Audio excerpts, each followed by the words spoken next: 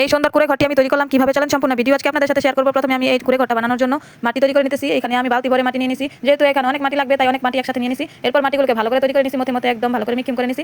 এরপর এখানে আমি একটা খেলনা নিয়ে নিছি, আমার মেয়ের খেলনা ছিল, এই খেলনাটার মধ্যে ট্রে একটা খেলনা, এই ট্রের মধ্যে আমি মাটি দিয়ে এখানে আমি ঘরটা তৈরি করব। এর মধ্যে ঘরটা তৈরি করলে কি হবে, যেখানে সেখানে আমি নাড়াচাড়া করে নিতে পারবো, উঁচুতেও উঠাতে পারবো, নিচেও রাখতে পারবো, মানে আমি ধরতে সুবিধা হবে। তাই এই বুদ্ধি করে এই খেলনাটার মধ্যে আমি ঘরটা উঠাচ্ছি যাতে করে ভেঙে না যায়। তো এখানে আমি মাটি দিয়ে এইভাবে দুইটা ওয়াল তৈরি করে নিলাম। এরপর চারপাশে ওয়াল দেওয়ার পর উপরে ত্রিভুজের মতো দুইটা দিয়ে দিলাম এখানে চাল দেওয়ার জন্য। এরপর মাটিটা পুরোপুরি বসে গেলে এখানে আমি সামনে দুইটা পাল লাগিয়ে দিলাম বারান্দা দেওয়ার জন্য।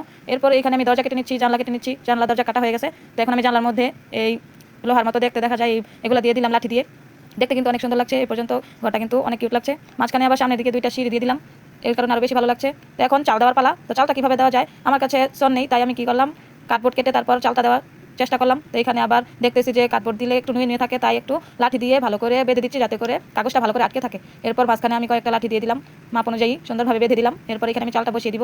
তো আরেকটা কাজ করেছি, এখানে আমি কার্ডবোর্ডের উপরে যে উপরে পরতটা থাকে ওইটা উঠিয়ে ফেলছি, তাহলে কিন্তু উপরে টিনের মতো একটা ভাব আসে, দেখতে সুন্দর লাগে। তো এইভাবে আমি উঠিয়ে তারপরে এই কাগজটা বসিয়ে দিব চালের উপরে। তো এইভাবে আমি খুব ভালো করে শক্ত করে দিক দিয়ে ভেঙে দিচ্ছি।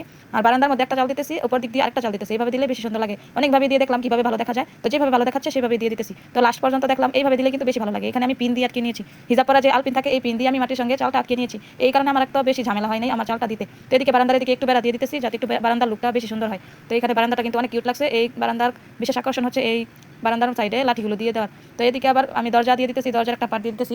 এই কার্ডবোর্ডের কাগজ দিয়ে একটা পার্ট করে দুইটা পার্ট আমি তৈরি করেছিলাম। প্রথমে দুই পার্ট দিয়েছি, তারপরে দেখি যে ভালো লাগে না, তারপরে একটা পার্ট খুলে আবার আমি একটা পার্টই লাগিয়ে রেখেছি। তো এইভাবে কিন্তু আমার ঘরটা একদম তৈরি হয়ে গেছে। তো এদিকে ডান সাইডে এদিকে দেখলাম যে একটা জানলা দিলে ভালোই হয়। তো এদিকে মাটিটা কেটে আমি আবার একটা জানলা দিয়ে দিলাম, আর জানলার উপরে একটা জানলার উপরে কি বলে এটাকে জানি না, এরকম দিয়ে দিলাম। তো দেখতে কিন্তু অনেক কিউট লাগছে। আমার ছোট মাটির করে ঘরটা কিন্তু একদম রেডি। তো দেখেন সম্পূর্ণ ফাইনাল লুকটা কেমন হয়েছে। অবশ্যই ভালো লাগলে লাইক কমেন্ট শেয়ার করতে ভুলবেন না। অবশ্যই চ্যানেলটা সাবস্ক্রাইব করে পাশে থাকবেন, আর ফেসবুক থেকে দেখে থাকলে অবশ্যই ফলো দিয়ে পাশে থাকবেন আমার সব মিনি ভিডিও দেখার জন্য।